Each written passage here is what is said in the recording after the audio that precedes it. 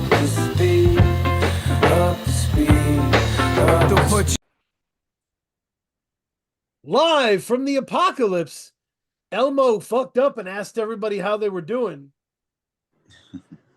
Shouldn't have done it. This is Nah. I am your host, Dan O. Um, I am like if this is Goodwill Hunting, I am the Robin Williams combined with the Ben Affleck of this situation. And my co-host is the Matt Damon of the situation. Okay. Thank you. That's nice. Hey Diggy, look, I say nice things sometimes. Yeah, that was one of my mild interests. Thank you. I'll take that. Caught him off guard. So yeah, but I appreciate. Thank you for being here, Kay. I have been just, I have been a dink all week. I've been running around my house yelling Wu-Tang all week because I am the intro on a Hellraiser album, and I don't give a fuck. I am just yelling Wu-Tang everywhere I go, wearing my Wu-Tang hat. Thank you, Tokyo Cigar, for really just that's the dream come true shit. Like I'm on the album with Method Man and shit. Like that's fucking crazy. But we were very happy here. I have been circling this artist for years, because of this kind of conveying property of dope MCs, right? Like I talked to Iceberg Theory and did an interview with him, said, yo, there's this person featured on your album who's insane. Teller Banks. Who is this? Who is this? He says, that's my favorite rapper right now. You got to check him out. I'm like, I'm on it. Doing the deep dive. Mhm. Teller becomes one of my favorites. Then I'm talking to Teller. Yo, there's this person on your album, Aakeem Eshu. Who the fuck is this? And he's like, yo, Eshu's crazy. You got to. I was like, all right, I'm on it. And I've just been, I've loved this since. Buy stock in Aakeem Eshu. Thank you for being here. Thank you for having me, man. I appreciate y'all, man. Especially you, Daniel, man. You know what I'm saying? You've been a follower for a while. You gave a really beautiful write-up on a few projects. So I really appreciate you reaching out, giving me this platform to speak on the album. Yeah. I mean, and it's a great exercise in talking about flows and sounds, especially because you have projects in your career that cover vastly different subjects. Yeah. And, um, and honestly, Betrayal and Liberation 2 was a little bit shocking to me from that point because we would go from like, holistic eating well to like bad bitches, and we'd be like, wow, we're everywhere, man. And, but the flow allows you to do that, to slip wherever you want to be, Jeet Kune Do style, if that makes sense. Yeah. I think hip hop for me has just always been like a journal. You know what I'm saying? It's talk about like how I'm feeling in life at the time. And recently I'm still on that. Like I'm still with the holistic vibes and like, just making hip hop, as healthy as possible for the listener and for myself. But sometimes, especially being out here in Atlanta, I embrace just a lot of different shit we were feeling. Like some of the stuff I don't even write down sometimes. It just be like we out here wilding, you know what I'm saying? Especially with the Black Rabbit album. A lot of that stuff was just off the dome in the booth, you know what I'm saying? And yeah, I just want to try something different, you know what I'm saying? Just rap takes a lot of time these days. So sometimes, it's just a new sound. Next time it's another wave. That's awesome. Yeah, I mean, Kay, when you were listening to this, going through the trajectory, how did Black Rabbit strike you in comparison to these other projects? Yeah, I mean, I thought that the Betrayal and Liberation, they had a more like jazzy feel to it, and it was really like, it was funny because I listened to the Betrayal and Liberation. There was the song "Get High," I think, and so there was a sample, and I was trying to figure out where I had heard that sample because I knew I had heard it before, And then I connected two and two, and I was like, oh, like I've heard that on the Ty Dolla Sign. But there was like, what I liked was that like I loved that jazzy music feeling to it. And I felt like the Black Rabbit series was a lot more. I think he wanted to, I mean, you're on the call now, so you can explain, but Yeah. it was almost like he wanted to do like a 180, like, okay, let me give you something a little bit different.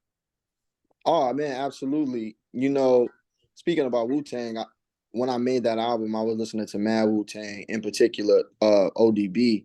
And like, yeah, man, I always just wanted to take my voice to another like vocal range and to just be the rapper I always wanted to be as a kid. You know what I'm saying? Untamed, unabashed, and just quite frankly, I don't really care if I fit in and then now I fit in with the album. It was just me trying to embrace an idea in my mind, like kind of like a Jekyll Hyde kind of vibe. You know what I'm saying? So like if you notice the tones, like I don't know, when Betrayal and Liberation came out, a lot of cats like, oh nigga, you sound like Common, or you sound like all these other people. And I was like, oh, that's dope. You know what I'm saying? Why not? But I just knew I had so many other styles and ways of doing it that I haven't even embraced yet as an MC. So Black Rabbit was just my introduction into like a more louder, more like rambunctious sound that I really appreciate. And I love rock music. I love like heavy metal, you know what I'm saying? And like that album also kind of gave me a platform to kind of embrace that, you know what I'm saying? Just like try to really bring more of a fear into my voice and like an exclamation point to shit, you know? Yeah. I mean, I can see where like, because I mean, going back and really studying the back catalog, Betrayal and Liberation 1 is incredible. It's a great project with some of, I think, your most important music. But I Yeah, can for totally sure. see how after that video, people were like, you know, reaching out and being like, thank you, and you should watch this, you know, this video about semen retention, and you know, like damn, what? You're like I don't, like I can't live in this heavy revolution space all day. I can't do No, that that. wasn't me. That wasn't me. At that time, what I think I was like, Chandler Rich came out, I think I was like under like 25 or some shit like that, like under 24. And Yep. like I just wasn't on that time all the time. A lot of things behind the microphone that I wanted to express. And I think now in my career, especially working on a newer album with August for Nine, that I think I kind of found like a balance to where like I can kind of control both realms. Like I think people gonna really like, I mean, just I hope people, I'm sure they love Black Rabbit, but the next album that I'm working on now, I think a lot of folks is gonna really be like, oh, okay, I think he's picking up the reins. But you know, just put a little spice on there. You know what I'm saying? I think if people don't talk about enough, when you are on stage as a creative person, there's a lot of pressure to be the best of yourself, you know? Yeah, You know, I do good things, I fight the bad guys, and like you end up without a good avenue to express meaningful parts of yourself. yeah, And like for sure. you get trapped in that. So I think Betrayal and Liberation 2 is a really important project because it carries that first project ethos and opens the door to you So moving. like, yeah, absolutely. No, you got it, bro. To me, that's also how I look at it as well. It's just like it was just a really like the skeleton key to like what's to come for like the next couple albums, including the mixtape, which was low key right before Black Rabbit, nothing that I dropped, and Nothing it's just mixed. like Yep. one track. It's just like literally one track with like 6, 7 songs on it. Yep. You had the EP, which was crazy, incredible cover. The digital, Yeah. yeah, Aya, this yeah. kid Aya from South Africa did it. He's been following me since I put out Betrayal and Liberation. He reached out and like, bro, talk about an asset. And like, yeah, man, just cats from all over reached out trying to work. You know what I'm saying? That was the goal to that album for sure. And mixtape. That's awesome. And there you're just you and this Black Rabbit's dope. It's a rap your face off project. Yeah. And that's a really meaningful thing in hip hop, which is kind of cool. You can just talk your shit, Yeah. but there's ways to talk your shit intelligently. Yeah. That makes sense. Thank- Like you just because you're talking your shit doesn't mean it has to be like, half-ass fast food shit. Like, No, it don't, man. No, man. It can be a little bit better, man. It doesn't have to always be. It's been a lot of talk on the internet too about cats, you know what I'm saying, being lyrical and then not hitting, or being not really lyrical and then hitting, at least on the, party on the dance floor vibe. And yeah, I think there's a section for both of it. But like, right. if you can kind of get that balance, you just killing shit. You kind of be in between. It is a lot like food, you know what I'm saying? Like it is a lot in the sense of like nourishment, you know what I mean? Like Yeah. you want to go like if you're in a run and you're at a quick and you're like, I'm just gonna go to like Jersey Mike's or whatever, Yeah. but you don't want to be going there for 4 days a week. That's your body's gonna turn on you at that point. No, yeah, exactly. And yeah, that's why like I try to mix it up, what I'm saying, reinvent Mhm. myself and see, what's serving, my creative abilities or what's not. Switch it up means, hey, that's only for me. You know what I'm saying? So yeah. So an example, Kay, that I would give of like really intelligent shit talking is Sardine Plate. That one is funny as fuck because for me, it's the cat calling line. And like that shit was off the top. And I was like, damn, man, I ain't did that shit since I even knew what that shit was. But that was something that niggas used to do back in the day, especially in high school. You know what I'm saying? It's the countless girls, you know what I'm saying? We done built a relationship we met outside of the road. Not like prostitutes, but like, you know what I'm saying? But like, yeah, you know what I'm saying? It was just like the vibe of the song and like what I channeled. And it was just like, yeah, she'll be amazed you take her to some different places besides Stony Island. Yep. No, it's wild, and it's also wild just like if you listen to enough Chicago hip hop and you hear Stony Island, you'll just hear it over and over again. Bro, yeah, it's like a statement. You from Chicago, especially the South Side. You're not talking about Cottage, Stony. You know what I'm saying? You might not be from out south. You know what I'm saying? It's Right. kind of like the Grand Junction for all of us out south, or at least southeast, at least. Mhm. Crazy. Any Mm-hmm. tracks for UK? Hmm? From which Black Rabbit? Yep. Black Rabbit? Let me pull it up. Oh, I mean, I liked the beginning of it. Let me get the track list on in front of me, but I really enjoyed the beginning of it because I went through the Betrayal and Liberation. So the beginning couple of tracks were kind of like I wasn't they were almost like a surprise. I wasn't expecting it. Or that's Because awesome. it doesn't really sound like anything else from the projects I heard. It doesn't sound yeah, like anything in your catalog. No, I'm with you. or So what was the can you like walk us through like how was that decision made? Like let me tell you, yeah. working with this project, I ended up working a producer I haven't worked with before, Super Legend. He's an older cat and Mm-hmm. super talented, big vinyl head. And it was kind of like I really picked the beats, and bro just ended up loving every demo. And usually there's like a process where like I'll do the demos, and I'll do about three or different ways. But it was on this one, it was just like one way. And I kind of felt like a lot of this project was hands off from my curation. You know what I'm saying? It's just a little different. The whole package is different, in my opinion. So like he even came out with the track listing from front to back. And there's a few joints that didn't make the album that I wanted. But like, yeah, it was really me just kind of letting somebody else lead the reins for the first time in my career. So I think that also went into the process as well of how different it sound. You know what I'm saying? Somebody else was Yeah. like kind of be like affirming a lot of the stuff that was like, yeah, being a proof of the album. So that's Mm. fascinating. So you first time hands off, original Super Legend handling it.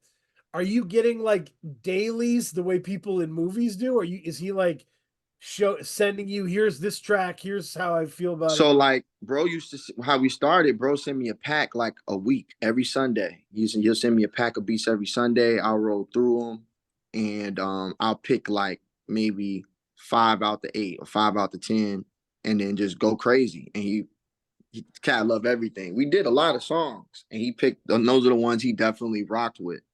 And yeah, you know what I'm saying. That's pretty much it.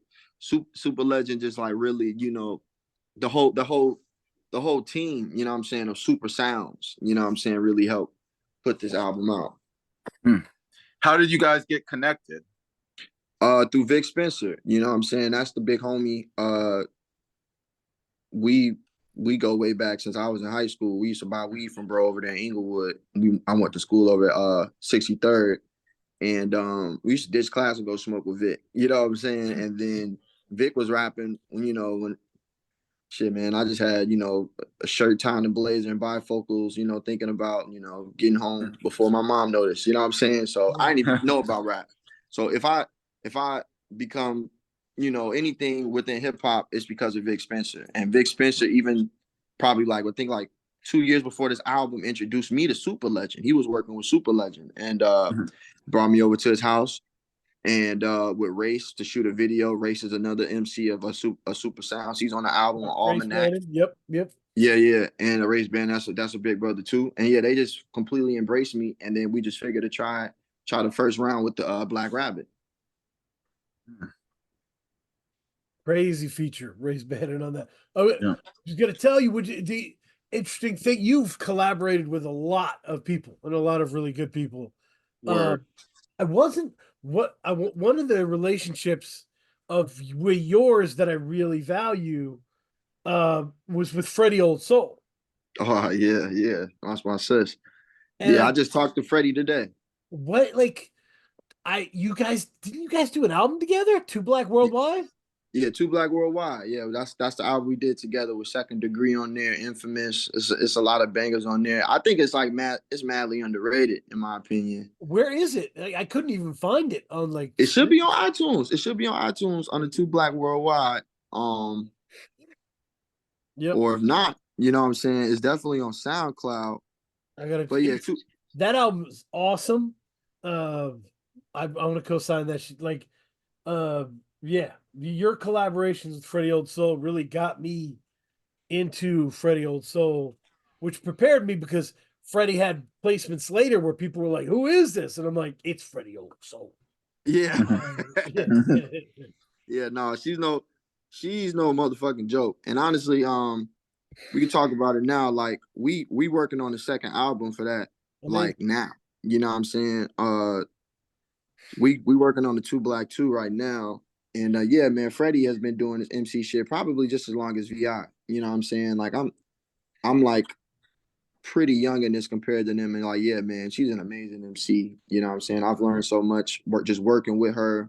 I was honored. She even wanted to work with me. She pushed the button on the Two Black joint. And like, you know what I'm saying? It's just honestly like a true gift. Yeah, I love Freddie.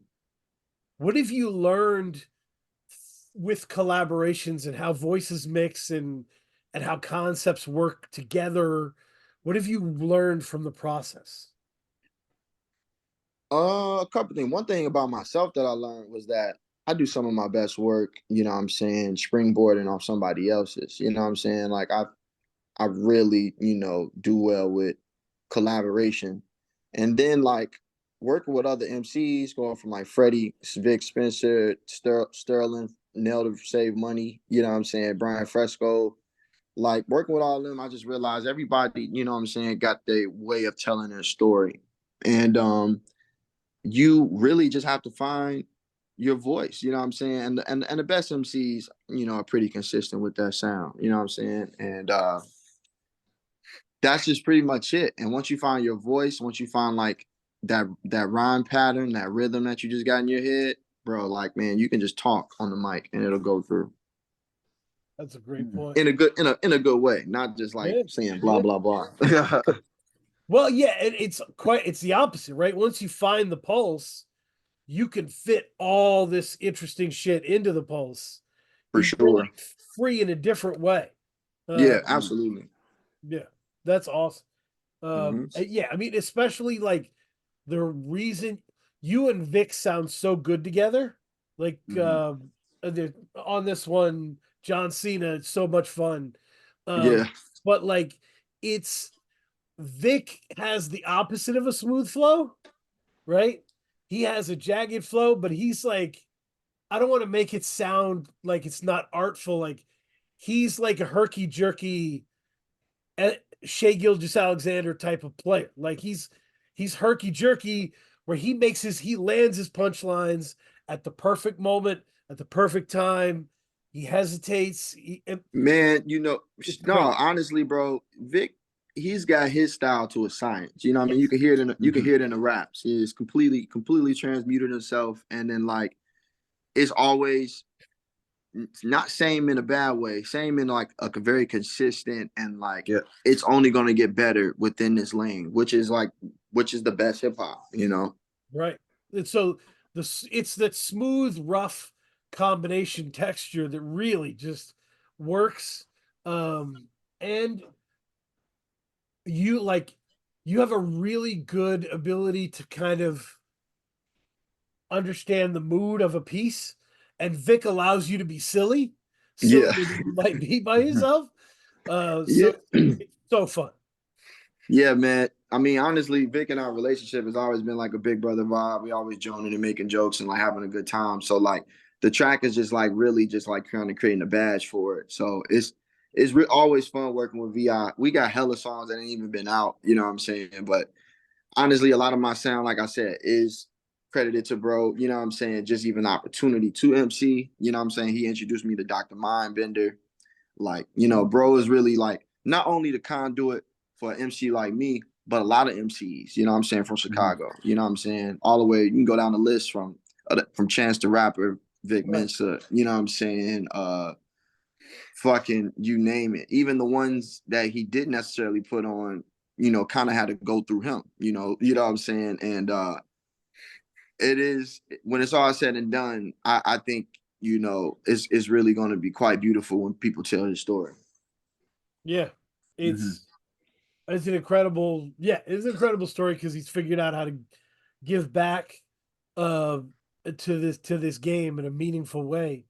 Yeah. Um yeah. But without, he ain't necessarily like handing shit out, you know what I'm saying? But Yeah. he's like, I'm gonna put you to the test. I'm gonna see what's going on. And like, yeah. And on a deeper level, because like I said, I am OGE a Vic Spencer fan. I was writing fucking Vic Spencer reviews a long time ago. Vic Yeah, Spencer yeah. is definitely fueled by spite and rage, but has figured out how to make it positive, which I can't tell you how good that is. It is Man. that is the fucking final level In of my honest opinion, I'm a big hip hop fan as well. Like, if you love anything that just came out of the Mad Lib house, the MF Doom, right, sector of hip hop, how can you not follow Vic Spencer? You know what I'm saying? right, It's like literally the villainy of the Middle East. You know what I'm saying? Really like the whole sound, the culture, you know what I'm saying, is right, just like really wearing Haterville on your chest and then like maintaining the underground. You know what I'm saying? Like literally, if there was a good side and a bad side, Vic was maintaining the underground. He was like the gatekeeper. He was like, yeah, y'all not fucking y'all stay on that side. We making hell hot over here. You know what I'm yeah. saying? The continuation of Sean Price, right, in terms of the Oh, for sure. yeah, Yeah, yeah, oh, for yeah, sure. You know what I'm saying? Except for just a Chicago flavor to it. You know what I'm yeah, saying? I feel like Sean Price, you know what I'm saying? A last of a unfortunate dying breed, him and Doom kind of spoke to that underground sound that just like needed to be protected. I don't even think New York's underground hip hop scene got a protector. Not to offend nobody, but like, yeah, it's just not the same like that no more. yeah. And I but I would say it is kind of cool to see a new generation of underground rappers who they're not trying to get on, like they're not trying to get famous. They are trying to live up to these standards of, these guys we're talking about, Doom and Sean Price, and some of them came up on Vic, and like they want to, they're legacy focused. Mm-hmm. They're not necessarily like I want to get my sneaker commercial music in the background thing. Yeah, yeah. Like everybody that I've rapped with, or all of these, like we all just do it because it's an outlet, and like it's a privilege to have that outlet coming from a lot of places that we come from in Chicago. So like the money is dope, but also a lot of that shit be corny, bro. You know what I'm saying? Niggas can't really transmute to a lot of that, booty shaker dance club music a lot of the times. And like it's just good to kind of just stick to your guns a lot. And then, yeah, it's a lot of money out here for everybody. You know what I'm saying? That's Like right. you don't have to sell. I don't have to sell like, a million copies in an album. You know what I'm saying? To make money and to see the Right. world. Yeah. I mean, I think the model of, what a professional rapper in 2024 is different than what a professional rapper was in 2004. And I mean by professional as in someone who can make a living off of their craft. Yes. I mean, I think back in the day, like there was really only one avenue to really make a living, based on your craft. But nowadays there's so many different venues, so many different paths that you can use to make a living.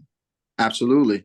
And I mean, honestly, when you think about it, it all leads to one place. You know what I'm saying? The opportunity to sell out. You know what I'm saying? And I just feel like the way people do hip hop in Chicago, at least around me, we read in every inch and step. And like we don't be prepared for that opportunity. And a lot of us do sell out, but a lot of us don't. A lot of us would be like, nah, you know what I'm saying? That shit is just not for me. And I don't want to make it seem like we don't care about the money. That's some nonsense, right? Like, Yeah, everybody wants some money. like we're trying to expand the audience. No question about that shit. Like Well, everybody wants to expand the audience. Like I want to have a bigger audience that loves you so that bigger audience can funnel the money your way. Like I Yeah. want all that, but I want it to happen the right way. Absolutely. And in history, bro, like it right now is, now and then it's over. You know what I'm saying? It's some people that Zora Neale Hurston, you know what I'm saying? That lady passed away poor, you know what I'm saying? And like years later, getting Pulitzer prizes for pieces and just finally getting the shit she deserves. And I think the same thing with hip hop. You know what I'm saying? Like when people go down to archives, you do shit the right way, your name gonna ring bells and when the light is appropriate. I just feel like now a lot of shit is tainted. You know what I'm saying? A lot of cats want to be in a light that quite frankly, you know what I'm saying, it's just shining on you for the wrong reasons, you know what I'm saying? Making you, trying to pay you to do music and songs and work with people that just don't align or not telling your story appropriately. And that's just like, it's making a lot of, hungry MCs, impatient. And like, they start adjusting and like just changing in ways that don't really honor themselves, but what their wallet is calling for. Yeah. The instant feedback cycle of this situation, the social media situation, creates a feeling lesser than that just keeps beating you up, right? Whereas like you look at all the old white guy authors that you read in school, a lot of those cats never saw success during their lifetime.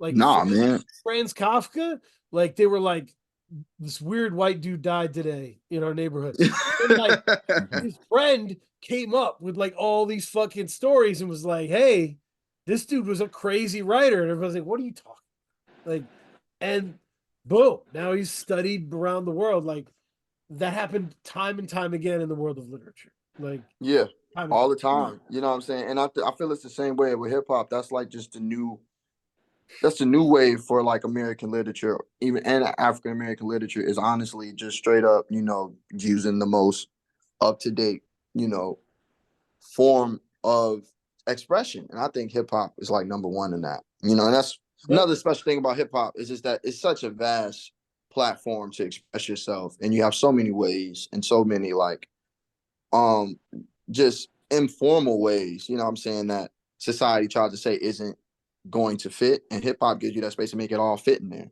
And like if you don't express your dark sides in hip hop, you'll never grow. You know what I'm saying? Never It's grow. going look at Jay-Z. You know what I'm saying?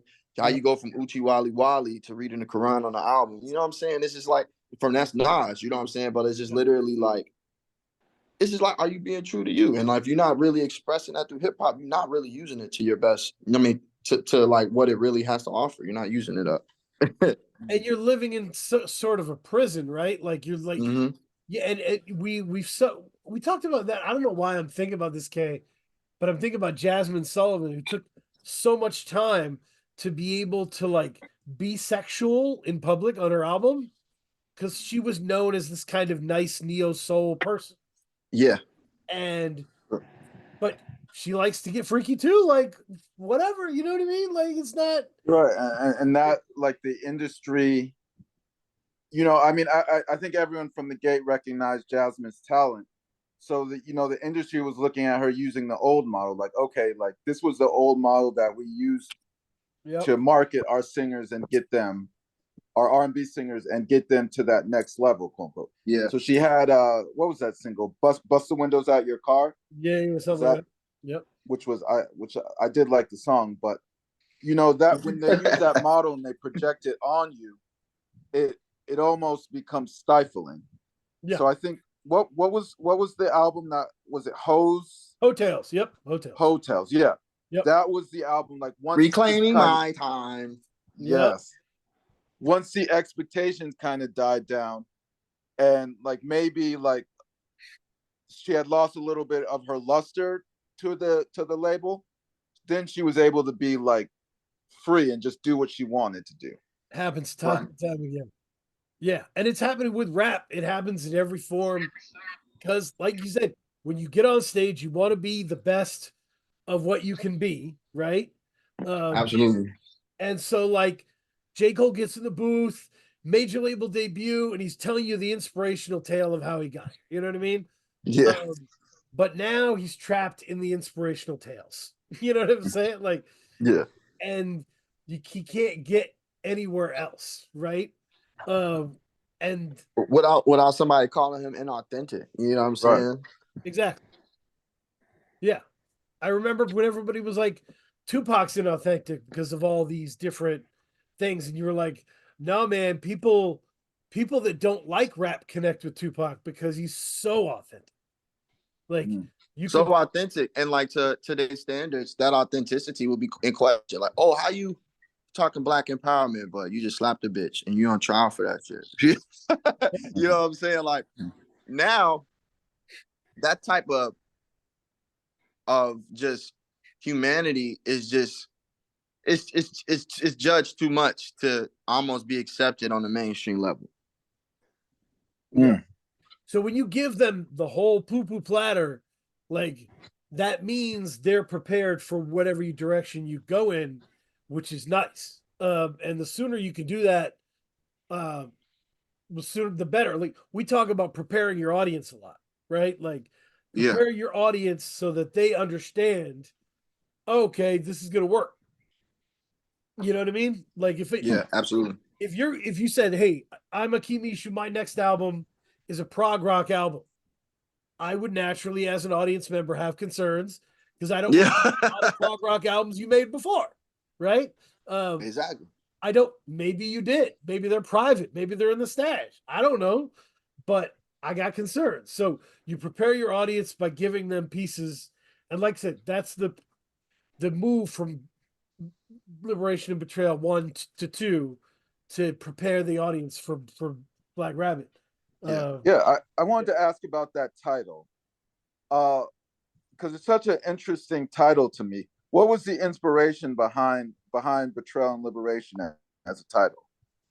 Betrayal and Liberation is really kind of hinting at what we're talking about, just being like liberated by my own choices, and betrayal in the sense of like my experiences within those choices. Like I talked about like a lot of police brutality. I talked about food deserts. I talked about growing up, you know, in a single parent household, and like all of these things that affected me in a way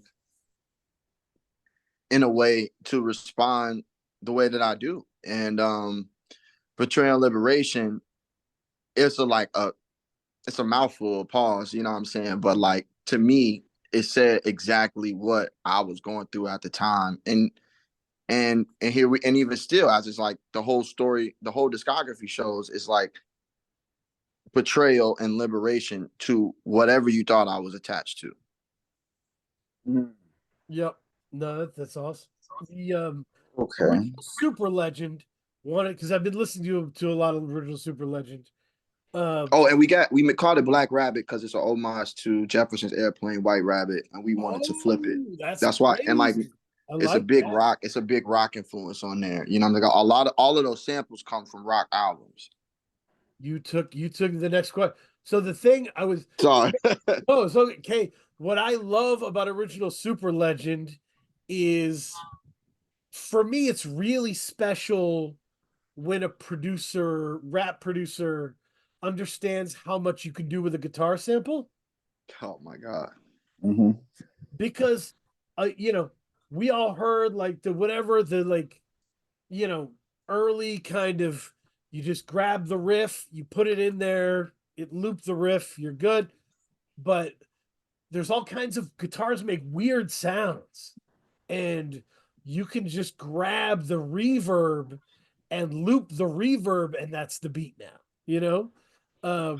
And original Super Legend really understands all the different, you know, sounds that guitars make. Tell you about Super Legend, bro. That man, not only is he a producer, but he's a great MC. He goes by his alternate egos, a Buck Awesome. But he A Puck Awesome. Buck Awesome, yeah, Buck Awesome. Awesome. Yeah, you got to check him out. You just type it in just as that on the IG. You're gonna love it. And but no, man, he is a vinyl head, bro. I went to his crib to work on the album in DC. Dog, vinyls all over the place. You know what I'm saying? He flies to Amsterdam, gets the joints under the coffee table in the back in the crates. Like he's through them shits. You know what I'm saying? So like when I told him I wanted to do an album with this type of theme, he said, "Oh man, that's right up my alley, man." He brought out so much psychedelic shit, so much like, man, Aphrodite's Child shit, bro, and just man, and just went to work. And like you're right, guitar sounds just take the sound to a whole nother place, a whole another vibrational energy that I think is a part of hip hop that we don't address enough. Just like heavier sounds, you know what I'm saying, that take up space. Mm-hmm. And yeah, like that. He's truly he's been at it for a long time with the vinyls. So you said you went to him with like this direction, like I want to go in this direction. Was there a moment that kind of spurred that, like I guess you could call it, was there like an aha moment where you're like, okay, like this is an interesting direction I want to explore? When we did on the album, when we did what was that joint? I think it was Helicopter to the Helipad. And I was like, hit up Boss Don, I'm about it black as Weedy Gat.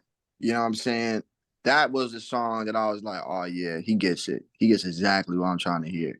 And soon after that, we did Almanac.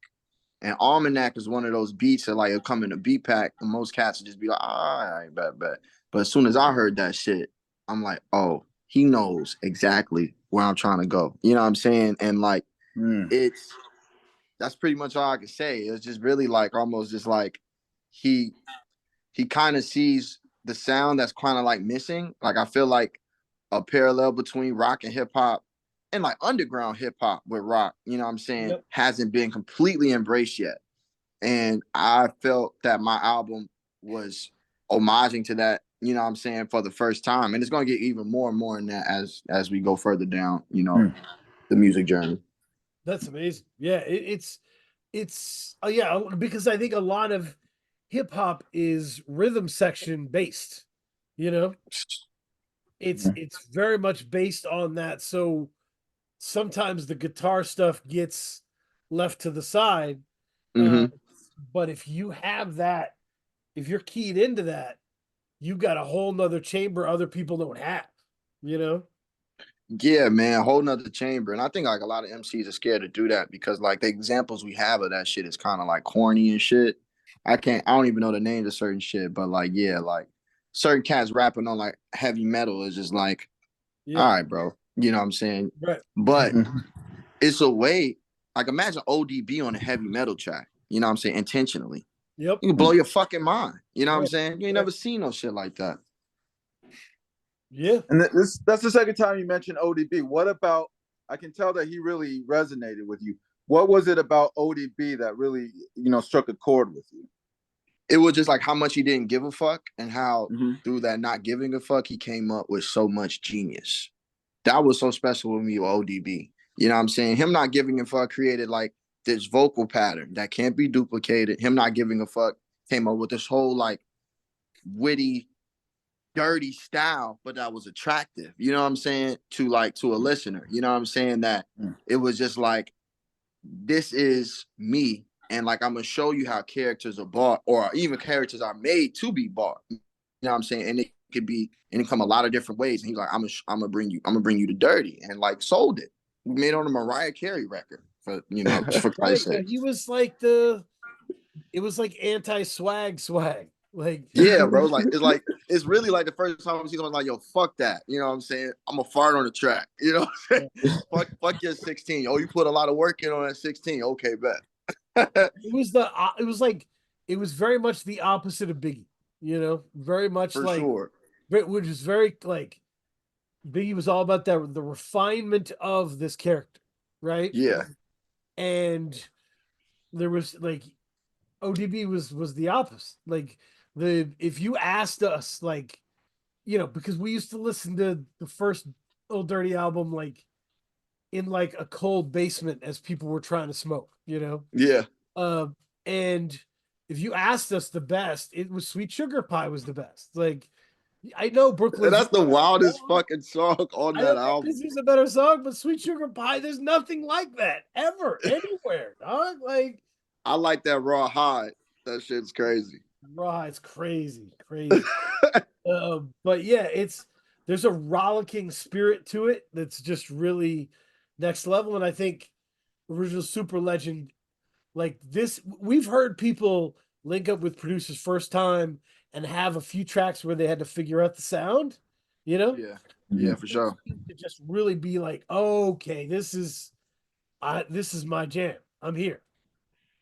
That was one thing in my personal opinion about the album. Like I just felt like it was a part of the production. Like the raps, the tone, it just felt like it was already on there. Like I wasn't trying to leave no space for like Yep. a sound or vocal assumption. You know what I'm saying? And that kind of made the flow for that album. Yep. Yep. Yeah. It's interesting. They're like, I think there's one line that gets mentioned twice.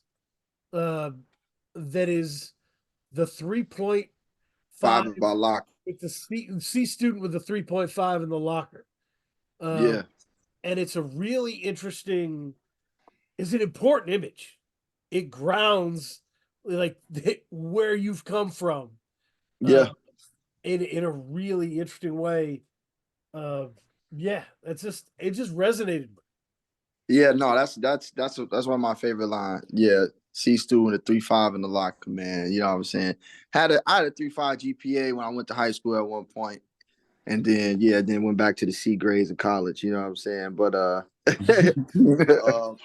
but yeah, no, that was just really what it was. Like, I was a pretty good student. You know what I'm saying? But yeah, like I said, we was at Vic crib getting high at 12 o'clock when they was at the lunch table. You know what I'm saying? Right. You know what I'm saying? So it was like that line for me is exactly what went on. You know what I'm saying? And quite frankly, what the influence is quite in Chicago public schools and Chicago charter schools. You know what I'm saying? Like it's a lot of space for us to just not really do constructive things. And you know what I'm saying? I had the privilege to, appreciate writing and stuff like that as well. But like, yeah, man, you can wander off and get into a lot of bullshit. You know what I'm saying, at that age. And I think hip hop is maybe the only place in America where you consistently get to hear the perspective of the C student with the 3.5 in the locker. Always, bro. Always. Mm-hmm. And you know what? They ended up being, the better person in the class anyway. You know what I'm saying? School is also, a social thing. And like I feel like a lot of times kids are taken out of that context, don't even just are not even not taken out of context, but are like not forced to focus on being social and, you know, learning about different cultures and the diversity in other cultures, the diversity in your culture. You know what I'm saying? I feel like that also should be a point of focus when you sending the child off to school, because I take credit a lot for my experiences from others. You know what I'm saying? Is that what, of course, makes anybody the man or woman they are today. So And it's I would important. say, like, school made me a better person by antagonizing me a lot of times. By really, yeah, poking at you to fucking, you know, do 4+4 and, you know, read, you know what I'm Well, saying? Mice the men. I'm also a very invested motherfucker, right? So, like, if they send me to read a story and I come back the next day, I might hate that story and be pissed. Yeah. And I might just be the first hand up. Like, hey, fuck that story, bro. Like, Be quick to tell everybody, like, yeah, man. Oh, so you hate red. That's interesting. And they go to the teacher like, why are we reading this? Because I did read it. And it was I read trash. all this shit, but yeah, why the fuck did you make me read it? I told you. Hey, I must have told you about the creative writing class where the dude was like, we're going to have a contest and I'm going to read all your short stories, but I don't really like reading swearing, so don't swear. And I was like, oh, really? And I wrote a short story called Fuck You. It was about like a dude on an airplane swearing at the person next to him. And I made him read it, and it's fucking hilarious. He came in second in the tournament, so he had to keep reading it. Oh. Yep. So Yeah, yeah, man, I got better just being antagonized by shit that I felt was stupid. And like, if you allow yourself that, it's a beautiful thing. It is, man. It is. It is. Young minds have to, you know, honor their sarcasm, because that's like, you know, lifting weights to the mind. Healthy mind is sarcastic off the rip. Healthy mind, you know, rejects off the rip if it's foreign. Amazing. 100%. But yeah, no, I've loved the trajectory here, and I'm glad that you're, you know, got things going on. And yeah, I'm sad that I missed this because it's awesome. And this is one of those projects that came out later in the year during like when list season cranks up. Yeah. Yeah. Yeah, we still working on promoting it too. We're coming out with another video for John Cena. We're gonna shoot that really soon. And honestly, yeah, we're getting up for the next album, working on a few things. And I think y'all really gonna like this one, especially if y'all fans of Betrayal and Liberation. You guys gonna really, really love this album right here. Excellent. That's awesome. No, I'm yeah, I just think that, and there's what have you've like I said, you've worked with incredible collaborators. What have you learned from these people in terms of MCing? Like we've talked about the relationship with people. Yeah. What have you learned, like in terms of the craft, from these people, you know, that you've been able to work with?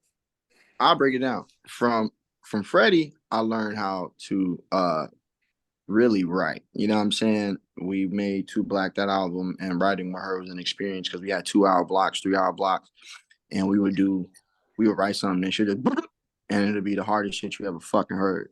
But it's a method to the madness. And like, you know, writing has structure. Writing, even if it isn't something you got out of a book, whatever you're doing to catch the rhyme pattern, if you are a writer as an MC, has to have structure. It has to have some type of order. Learned that from Freddie. From Vic, I learned to literally be unabashed and to be completely present on that microphone, or nobody's gonna believe you. You know what I'm saying? Nobody's gonna believe you. And also that when you put it out, you have to literally be you versus the world. You know what I'm saying? That's what I learned about when you're an MC, when you're a musician, an artist. It has to be you versus everybody in any instance, because that is your project. Nobody's going to protect it, you know what I'm saying, except for you. And so, you know what I'm saying? And you kind of just got to be like, yeah, bro, you can rock with it. If you don't, fuck you. Or, I mean, you don't have to. You don't got to be exactly like VI. You know what I'm saying? But you could be like, you don't rock with it, cool. You know what I'm saying? I don't endorse you. You know what I'm saying? But you have to just have a sense of like boundary and you know, or just have a boundary with your music and stand on it. You know what I'm saying? It's gonna make you the better artist. And and I'm talking about another MC I learned something from. Sterling from Save Money, my boy Sterling, Sterling Hayes. Um, learn from him, honestly, is that just don't be fucking whack. You know what I'm saying? Don't be whack. Don't go up there, you know what I'm saying, and do something that nobody want to play no more. You know what I'm saying? That somebody need to turn down. Like, stop fucking playing with your time. Stop fucking playing with with the engineers' time. Stop playing with your jobs time, with your money. Just, give it some time or don't do it at all. You know what I'm saying? And like through that, you know what I'm saying? We got a lot of trash. I got a lot of trash, but I got a lot of gems. You know what I'm saying? So those are some of the biggest lessons I learned from working with MCs, some of my favorite ones and friends. I love the Sterling one because I think it might sound simple, but it's really not. Like, No. because we are oftentimes taught to look for the easy answers, right? Like, Mhm. and so if you look for the easy answers as an MC, you probably will be relegated if you don't have amazing production. Like, you're just it's art is weirdly non-linear, Mhm. and so you what is the focus of your situation isn't always present. You have to find it. You have to really work at it and be like, oh, that's the shit. That's Yeah. when you turn. So yeah, don't be whack. Yeah, man, put yourself in a fucking like incubator, like Vegeta, just like motherfucking, or like Yes. using a motherfucking hyperbolic time chamber, Yep. and like the atmosphere is like a Gravity. 15-ton-pound. You know what I'm saying? You got to 100 work, man. times gravity. Yeah. Oh, I Yeah, love man. it. Break the muscles down, and you come out stocky. You know what I'm saying? Fuck taking people's heads off on this MC shit. And that's Yeah, been the goal. that kind of brings up a question because I've always wondered, do rappers, as a rapper, do you practice rapping? Oh man, bro, like on my downtime, like bro, I'm smoking and writing. I read, you know what I'm saying? And like as an MC, what I do, some of my best shit is from me annotating. You know what I'm saying? Like I don't just read, I annotate along with the reading, you know what I'm saying? Because I really wanted to be an MC, and like I really wanted to be good, and like annotating was just, it seems like a lot, but when you can like kind of connect the dots and be like, oh, word, if I saw something I read, you know what I'm saying, I flip it, you know what I'm saying, it means the world, you know what I'm saying? So that's What is something that I do. annotating? I know I've heard of it, but I don't. It's literally you just reading, and like, Okay. when you see something that catches your eye, you go research it. It's like going Oh, into a world and then going into many other worlds type shit, you know what I'm saying? And then you find all of this information and ideas, and like that's like, if that's the question, what was the question, bro? My fault. annotate. I don't know what is Practicing rapping. annotating mean? Practicing rapping. Yeah.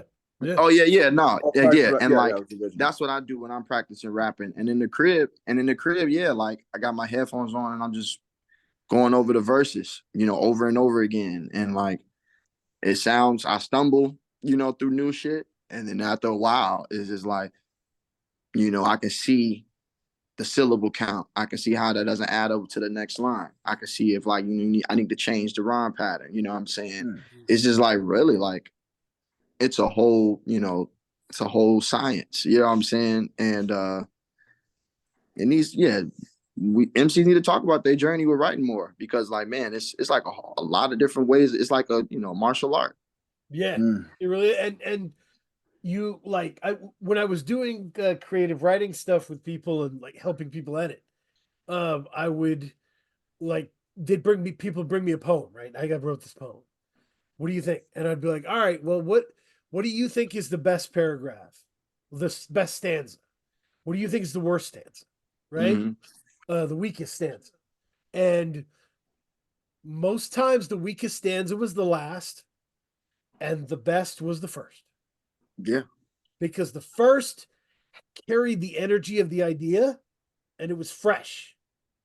And by the end, they didn't know how to end it, and they had lost kind of the intensity of it, and they were drifting. So I was like, cut the worst, right from the best. Yeah. That's your bar. And that's the thing too, man. That's actually, I'm glad you brought that. That's like one of the new concepts that I picked up as an MC, was just like, a lot of things can be omitted, you know what I'm saying, to tell that picture. And then like I go back to a lot of old verses. I'm like, oh, I could take that out. And I'll switch a bar. You know what I'm saying? A bar might be at the 8 and I'll put it at the 2 and the 2 at the 8. And I'm like, oh, that's a totally different story. That's more comfortable. So yeah, absolutely. Yeah, that's awesome. It's you're right. People, we need to dig into this more, like in terms of the creative process, because that's how we we stop talking about how fly these rappers are. We start talking about how intelligent they are. Yeah. Like, yeah, Yeah, and no, and then like they make up, they know it's real. You've seen these videos and they're making up like all of these videos about how artists, you know, made their verse and shit. And you know, they talk about I am a pentameter and shit. Man, niggas not think about that shit. You know what I'm saying? At least not with the label. You know what I'm saying? Like it's a whole nother, and not to say that it isn't highly intelligent, it is to the fact Yeah. that it recreates its own language, its own, you know what I'm saying, rule book to follow right. when, you know, when you're an MC. And like it needs more of us talking about that and not people who just are observing rap and just being like, oh well, this is actually what he did on a formal level. Like that's not what really went down. What really happened is something truly sacred. You know what I'm saying? It's truly a martial art. You know what I'm saying? Right. You got to go all the way to East Asia and learn Wing Chun, you know what I'm saying, in the 50s type shit. You know what I'm saying? Like you can't, it's not something that comes with a book. You know, you go on Google and type in, oh, how do I become a better rapper? You know what I'm saying? It's like it's got the same 4 sentences for every website. And like, you know, some of these kids, they're just so talented, so naturally talented that people just think, oh, like he's just rapping, like he's just Right. like I think a lot about Snoop Dogg. Like Snoop Dogg, Yeah. he's like so good and he's been doing it for so long that sometimes I just think of it like, oh man, like he's not even trying.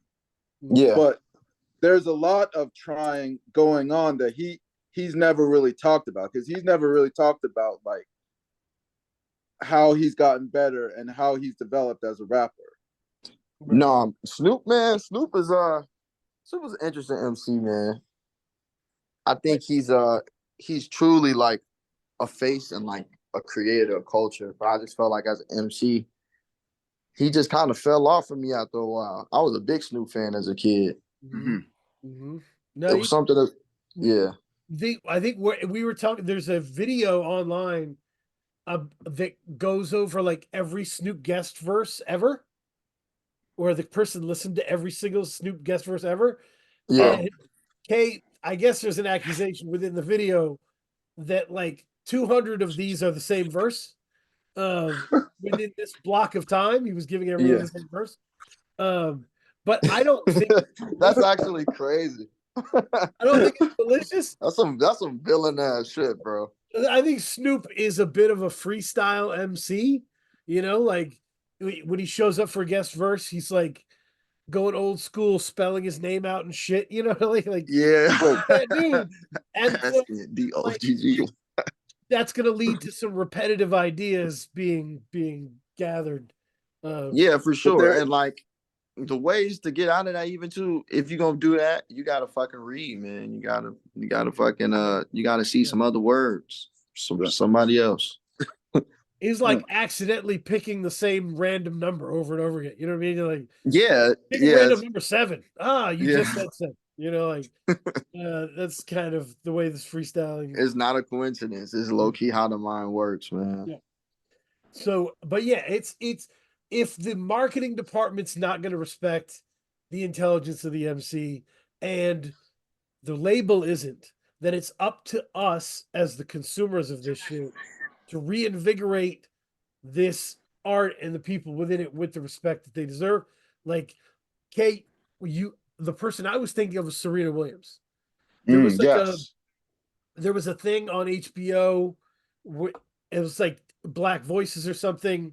It was a bit jarring. She had I know she had a documentary. Was that like a docuseries? They had, it was a docuseries where they let Black people like stare into the camera and talk about how they were misunderstood. It was maybe that was ABC. That I think ABC did something like that. She was on there and she said, "People are always talking about the speed of my serve, but no Yeah. one ever talks about how intelligently I played the game. For sure. And she speaks multiple languages. I believe it. I believe Yeah, it. yeah. Nah, man, Serena Williams is a highly intelligent athlete, man. Sure. I mean, just first of all, to even put that through physicality is one thing, but yeah, just to just be all these other things, you know what I'm saying? Serena Williams is an underrated is an underrated legend, you know what I'm saying? And Yeah. It's Not fully appreciate, right? and Because I I think mean that's the the same, it's the, the the same work thing. that she's done and the Yeah. like the technical part of the game is not understood by like casual people. Like Right. if I shouldn't say casual, if you're a casual sports fan, you're not going to understand point construction in tennis. yeah, But it's assumed you're not. that a pretty white blonde girl is very smart when she wins. It's assumed. Well, And whereas when Serena wins, it's assumed that it's the strength. it's Right? It's her overpowered. body. Right. Yeah. So that's one of the and that really does relate itself to the way rappers are treated. You know, Yeah. they're treated as like style magnets. You know, like the most important thing about them is their style and that they're what kind of pants are they wearing and all that shit. Like that's exactly what the system wants to feed that. I don't want to get into conspiracy theory, but it's Yeah. yes. Mm-hmm. Yeah, no, absolutely, man. And yeah, we just all have to, make it comfortable for MCs to start talking about how they became this individual, even though a lot of times they don't want to give up, you know what I'm saying, that type of sauce, but like it's important. Right. Yeah. To talk about the craft openly so that we can grow it. Absolutely. Mm-hmm. With you. Kay, do you have any other questions or do you want to No, man. Let's It's a great go. discussion. Recommendation corner. I bought 2 albums today. Or maybe I bought 3. Anyway, Live from Malibu by Yusuf Days. Whew. Yusuf Days is fire. Yeah.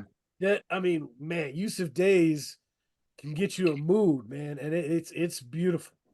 That shit have you focused. I love the Yusuf Days. And Be Double Clip Tight. Vic Spencer, original super legend. Shit hot. What everything we talked about in terms of original super legend and the ability with guitars. Guess who sounds amazing over well done guitar beats?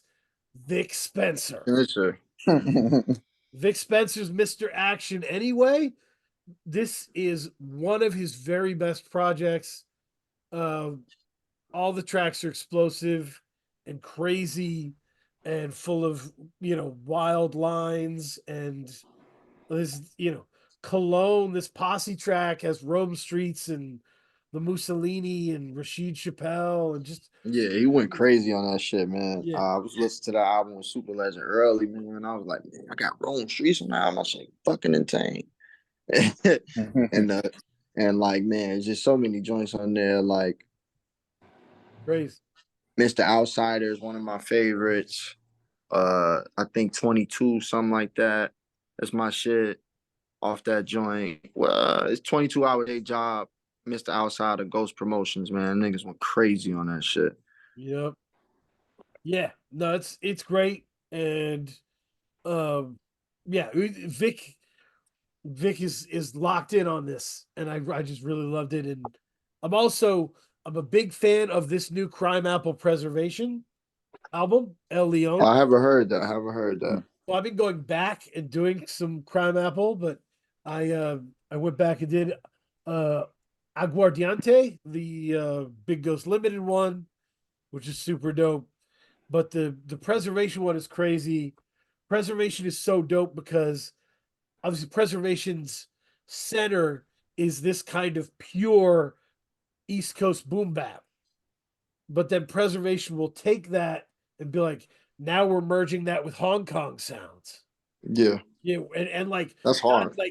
not cheap shit, but like I went to Hong Kong I invested myself into these sounds, and now I'm mixing it. Yeah. And El Leone is that, but with these Latin sounds and the horns, and it's just unfucking believable. It's Yeah, I gotta get into him. some of his best production.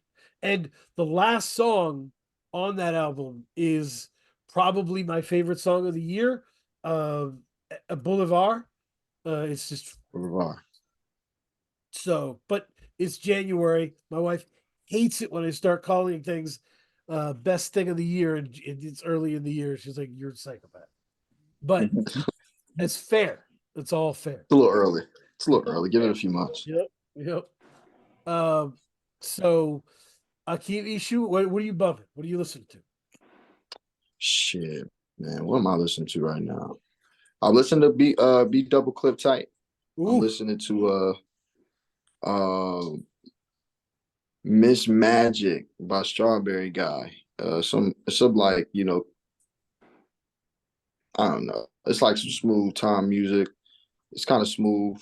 I'm listening to a lot of DJ Tay, DJ Earl, Burning Your Boy. You know what I'm saying?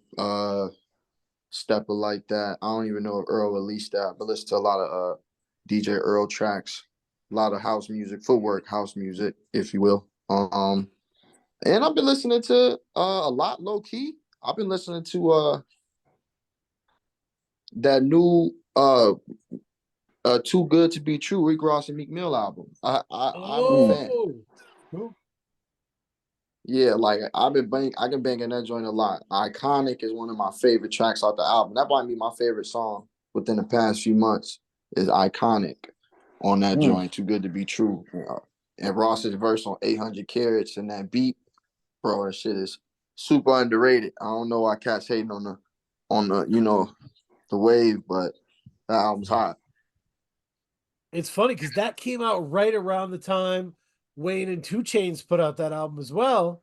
Yeah, that shit's whack. That shit's whack. And it's No funny. disrespect to I know Wayne people that or love 2 that Chainz. album that are like, that's underrated. And so like my pick of that kind of period is man, that album that BG and Gucci put out. That shit's crazy. Word. I haven't heard that, but I am excited to hear That's more from BG. crazy. BG is on Yeah. fire right Yeah, I got to hear that, bro. That's a sound we haven't heard in a while. So I'm happy you said that. tap that in. The K, what are you listening to? Music wise, I'm not listening to anything, but I did see. So I would highly recommend. So there's a movie, American Fiction. Okay. Word with Jeffrey Wright. Yeah, I want to check that out. Yes, I just saw that last week, and it was. I heard it was dope as fuck. Excellent movie, and it applies a lot to the conversation we had today. A lot of the themes are touched on in that movie as well. So it's dope. Word. That's great. Yeah, people are saying it was a good year for movies. But as a dad, I only get to watch like kids' movies. Oh damn, bro. Sorry. I'll get to watch when he gets old enough. I'll get kung fu movies back at least. So yeah, man. You can put on some Drunken Master, Wu-Tang joint. When the kid's too young, it's hard to put on something and just have somebody's face get kicked off or whatever. You're like, Yes, or eyes gorged out in the old in the old martial art joints. Right, you're like, sometimes, Sonny Chiba has to pull an eye out, you know? Yeah. It is what it is.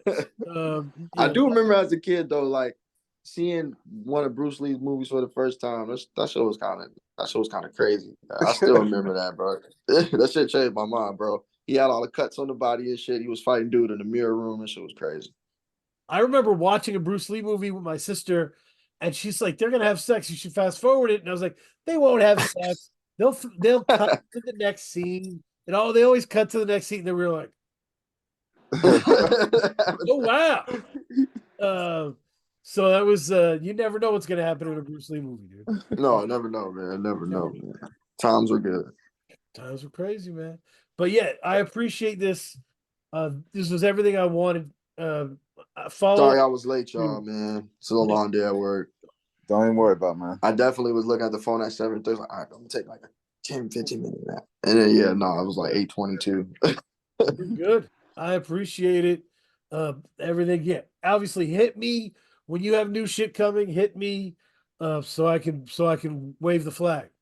Nah, man, I fuck with you, Kay. I fuck Yep. with you, Daniel. No, especially, man. I'm gonna send y'all the shits early. You know what I'm saying? Thank So stay tuned. We keep this up. Invite me back, man. I appreciate y'all. Thank Absolutely. you. Yeah. Everybody. Oh, shout out to everybody. Ever since I did an advertisement that was we got paid for an ad that was on Super Duty Tough Work. Kay, did I tell you about this? Yeah. Yeah. And so it was on a Big Brother episode. Worked out really well. We've got all these new subscribers in different places. Nice. YouTube channel, Patreon, social media. Things are really kind of picking up. So that's really cool, man. That's the first time I'd ever paid for an advertisement doing this. And I wanted it to be with a meaningful audience that wants good shit, you know? Word. And hmm that was it. So They definitely got some good shit today. That's for sure. yeah, So, Super Duty Tough Work. Yeah, and Blueprint super professional on that end. So yeah, good deal. Word. Yeah, Well, Daniel, all good, man. Y'all take it easy, man. Take absolutely. care. And we'll Taylor be in Swift contact versus soon, man. E40 Super Bowl. You know Oh who I'm rooting shit. for? Man. I can't, I can't go against Pat Mahomes, man. Are you 40. crazy? Welcome to Mars.